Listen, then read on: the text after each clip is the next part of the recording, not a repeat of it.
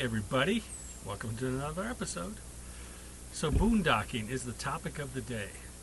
Now yes, I know a lot of you don't boondock because you just go out for weekends or you go for a few days here and there and you go to the campgrounds for all the amenities. So this may not be an episode you guys will want to watch. However, for those of you that want to save money when you're out RVing and want to have a little experience that's different than going to the RV parks, you may want to consider boondocking. Alright, I'm going to jump in here and do a couple updates. I recorded this a couple of months ago and it was on a new camera that I've since got rid of, so the audio quality isn't the greatest. So I apologize for that. In addition to that, I recorded that before we started our contest, giving away 2 cinch e-bikes. So go ahead and watch this little intro about how to win these 2 bikes, and we'll be right back. Alright, for those of you that are new to this channel, we are running a contest to give away 2 Aventon cinch bikes like this. So all you have to do is watch the video and look for the icon like this, which is a little cinch bike, and it'll have a letter or a number or an image on top of that. So look for that and keep track of those throughout the video. Now those clues are randomly put in the video in any location. Could be at the beginning, could be in the middle, the end, or all of those things in there. But somewhere in the video you're going to see at least 1 clue. There's usually multiple clues, but look for it and remember what it is so you can enter it into the form. And then when you're all done, all you have to do is go to this link right here. I'll have it below, but you go use this QR code, scan it on your phone, and it'll take you right there, and you fill out the entry form to win the bikes. And at the bottom there, in the form, it's going to let you put in the clues that you saw from this episode. And don't forget to put that episode number. It's very important to organize your answer, whether it's right or wrong. So have fun, enjoy the video, and look for those clues. Remember, it's going to be a little cinch bike like this with a letter, a number, or an image on top of it. Alright, back to the video. We're at a place here, Marty's, up here just north of Kalispell, and I'm going to leave a QR code right here, how to find them. At any rate, Ron and Lillian, the hosts, most wonderful people ever. Ron just had a little heart surgery, so he's recovering from that, but fantastic people, beautiful grounds, as you'll see here in a minute. And as you'll see as I'm chatting here, I'm going to show you some scenes of the location. It's got room for about 4 or 5 rigs in various spots. And for a little fee, you guys can get a little electricity, a little water. We don't need that. We got plenty of water, 125 gallons, and plenty of solar and lithium batteries, as most of you know, on board, so we're good to go. But if you guys want to save some money, this is one option to save yourself a bunch of money. RV parks in this area, because of Glacier National Park, are getting kind of expensive. I think the most cost-effective one is the one down in Kalispell that we stay at. What is it called? Rocky Mountain High. Most reasonable one in the entire area. Everyone else is somewhere between $90 and $120 a night. Rocky Mountain High is a little less than that. So to find boondocking locations, we use Harvest Host, which I'll leave the link right up here. To get Harvest Host, we have Harvest Host Pro, and that allows you to have not only the Harvest Host locations, but the golf courses as well as boondocking. So it shows you all the boondocking locations. So in a given month, for example, this month we stayed in an RV park for 4 days this month, and the rest of the time we boondocked. So we had a total of I think about $220 in RV parks this month, and the rest no charge. So we saved quite a bit of money this month because boondocking, there's really no fee. Now if you do go to a location that has water, electric, all that kind of stuff available, there's a small fee for that. We don't need that, so we're good to go. One of the unique things about boondocking is you meet some people that are usually full-timers or at least go several months a year at any rate. And so kind of some like-minded people that are doing the same thing that you're doing. So it's kind of interesting. I'm not saying you can't meet those people at RV parks, but they're more likely to find them in the boondocking locations. RV parks are more of the week or weekend type of travelers. Again, nothing wrong. That's been fantastic. But more likely to find full-timers here. Now, one of the things you have to be aware of when you're boondocking is your tanks. Obviously, you want to fill your freshwater tank all the way up, have all your other tanks empty, and depending on how you conserve water, will determine how long you can go. Joe and I have figured we can go about 5-6 days before we have to hook up and pull off to a dump station and clean everything out and then refill the water. That's a pretty good time, 5-6 days. Sometimes we sneak in leave here, go to an RV park, hook up, dump everything there, do a load or two of laundry, and then go back and boondocking. In fact, we did that a couple times this month. That's counting our 4 times we went for the entire month. It's been working out well so far, and I think we're going to do a lot more of it. So I was talking about boondocking using Harvest Host and using the tools they have available. But in addition to that, there are so many other sites out there to find spots in BLM land and things of that nature. Now, between Harvest Host and RV Trip Wizard, you can find some of those. But I found another website, actually Joanne found another website that has been pretty good about finding some good BLM land. And I'm going to post it up here, a little link to it there. Basically, it's freecamping.net, I believe it is. But again, I'll put that right up here.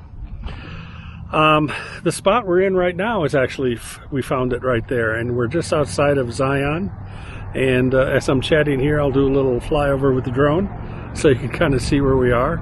It's a beautiful location, very private and quiet, although we do have somebody that just pulled in here today. But we've been here several days, and we've been here all by ourselves. So let's talk about the cost justification of boondocking. And you're probably thinking, what the heck do I mean by that? Well, in order to boondock properly, you got to have power. You could run your generator all the time, but that's kind of annoying. And as you all know, I have the lithium batteries on board from Battleborn, as well as some solar panels and the Victron equipment and things like that. So what I wanted to do is show, or demonstrate, if you will, the cost savings you have by going with lithium. Now, I know a lot of you out there can say, it's thousands of dollars. How can you justify that? Well, let me show you how. As I mentioned earlier in this video, it costs quite a bit of money to stay at RV parks depending on where you are in the country. I know the national average used to be somewhere around $45, $48. However, that has jumped up quite a bit in the last 18 months or so. With everybody out there RVing and the cost of everything's gone up. And the last report that I read showed that the average price for RV parks is now $62. So it's gone up pretty significantly. And for full-timers like us, that's a lot of money that adds up on a weekly basis or monthly basis. So, and I'm not justifying that if you're just a part-timer, you should go out and get a whole bunch of Battleborn batteries and put them in your rig so you can go boondocking all the time. It'll take a little while to recoup that investment. But if you're a full-timer like us, it pays for itself rather quickly. And let me show you how. So first we got to start with, what do I have installed on Mojo here, and what was the cost of all of that? So right here is a list of all of the components that we put in here to set us up to go boondocking, or really set us up for lithium. That's really the most important part. And these are all the components, and now here is all the cost of that, the total cost of all of this. And yeah, it's a significant investment. I'm not going to lie about that. But let's take that number now and set that aside. And now let's take a look at the average cost of RV parks if we were to stay at RV parks each and every night over the period of a year. So that comes out to be a pretty significant number of $22,630. That's taking the average RV park price multiplied by 365 days. Now, Yes, we don't have to stay in an RV park every single day. There are some days you can go Harvest Host, some days you can go to Cracker Barrel or Walmart or something like that, you know, a couple days here and there. So we could take that off of there. In addition to that, we do have a membership with Thousand Trails, and that allows us to stay at those locations, but you have to add that cost into the whole thing as well. So if you take our Thousand Trails memberships and the time we stay in Thousand Trails, amortize that out, that comes out to a little less than that, and it's still right around $18,720. So $18,720 a year for a full-time RVer like ourselves. Now, I know a lot of you other full-timers out there are going to push back and say, wait a minute, we don't spend that kind of money. Of course you don't. There are other ways you can stay at Harvest House like we talked about in other places. But if you didn't use all of those tools and you had to stay in an RV park, that's what the cost would be. I think some of you say you can spend somewhere in between. I remember, I won't mention who it is, but I remember somebody doing their annual one saying they only paid $8,500 a year in RV parks. That's pretty impressive. I don't know who or where they stayed. I know who it is. I don't know where they stayed, but in order to get through an entire year at that kind of cost, that's pretty good. They'll admit they stayed at a lot of places that were free camping, but they also have to admit they also have lithium batteries on board, which I know they do, and they haven't had a significant investment like I'd have in our system. So let's keep that 18,000, whatever it was I've written. So let's take that $18,000 price tag and call that our annual cost for an RV park. Now let's take the cost of the lithium setup that I've got on board, along with the solar and the Victron and everything else, and what it costs me annually to stay at an RV park if I was to do that. You see, it pays for itself in just about a year. So, are we going to boondock every single day of the year? Of course not. What we have been doing for the last 2 months is we've been boondocking quite a bit, but then once a week, probably, we would go stay at an RV park for 1 or 2 days. And what we do is we flush out our tanks, clean everything up, fill up the tanks again, and most importantly, because we have the washer and dryer on board, we go ahead and do all of our laundry for the week and to get that taken care of. And then once that's done, we leave that RV park and we go boondock somewhere else for 5 to 6 days. Sometimes you can squeak out a 7th day, but it's usually on average 5 to 6 days. So if you take the average cost of $62 for an RV park for once a week, and we have 52 weeks in a year, so that comes out to $3,224. But let's be conservative. Instead of saying we do that once a week, let's stay 2 days a week. So it basically doubles that number. You take that number and you subtract that from what we are saving. You can see that we pay for the system in about 2 years. That to me is a great investment, because so when somebody says to us, yeah, lithium's too expensive, I can't justify it, if you're a part-timer, I would agree with that.